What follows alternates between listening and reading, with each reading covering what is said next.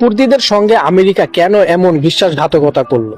তাহলে কি সিরিয়ার দীর্ঘ সময় ধরে যুদ্ধ সমাপ্তি হতে চলেছে? 20 জানুয়ারি কুর্দি নেতাধীন সিরিয়ান ডেমোক্রেটিক ফোর্সেস এসডিএফ এর সঙ্গে নতুন করে যুদ্ধবিরতির ঘোষণা দেয় সিরিয়া। এর আগে সরকারি বাহিনী দেশের অন্তর্বর্তী এলাকা দখল নেয়।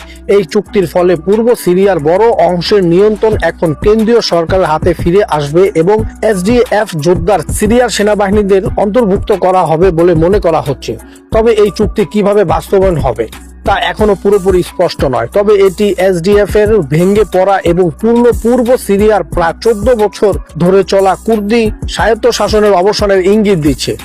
আহমেদ আল সারার নেতৃত্বে 2012 সালের পর এই প্রথম দামেস্কের সরকার সিরিয়ায় বিশাল ভূখণ্ডের নিয়ন্ত্রণ প্রতিষ্ঠা করলো, কিন্তু এই সিদ্ধান্ত এসেছে ওয়াশিংটন থেকে। 2025 সালে যুক্তরাষ্ট্রের সহায়তা গঠিত হওয়ার পর থেকেই এসডিএফ নিজেকে ওয়াশিংটনের সুরক্ষিত মিত্র হিসেবে দেখে এসেছেন।